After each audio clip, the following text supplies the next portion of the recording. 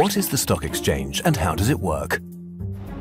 The stock exchange is nothing more than a giant, globally networked and organized marketplace where every day huge sums of money are moved back and forth. In total, over 60 trillion euros a year are traded, more than the value of all goods and services of the entire world economy. However, it's not apples or second-hand toothbrushes that are traded on this marketplace, but predominantly securities.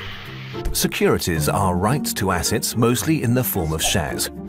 A share stands for a share in a company. But why are shares traded at all? Well, first and foremost, the value of a share relates to the company behind it.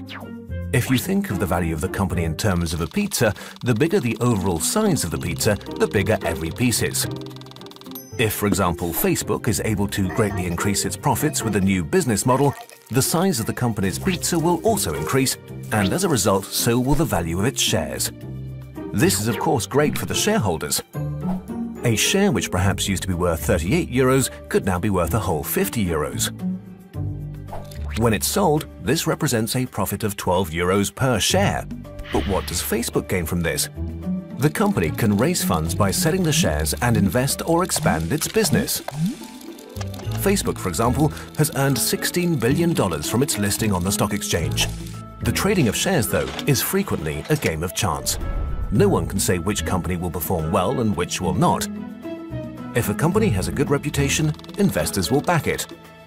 A company with a poor reputation or poor performance will have difficulty selling its shares.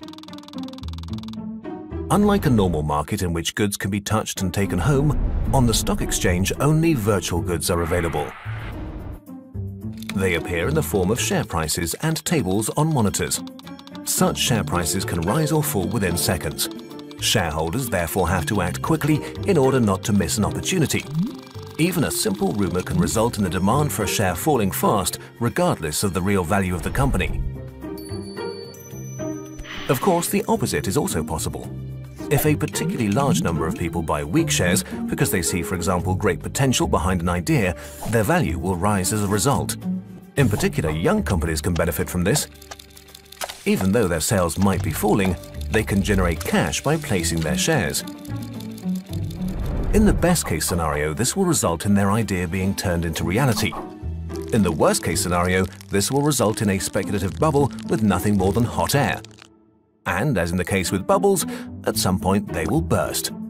The value of Germany's biggest 30 companies is summarized in what's known as the DAX share index.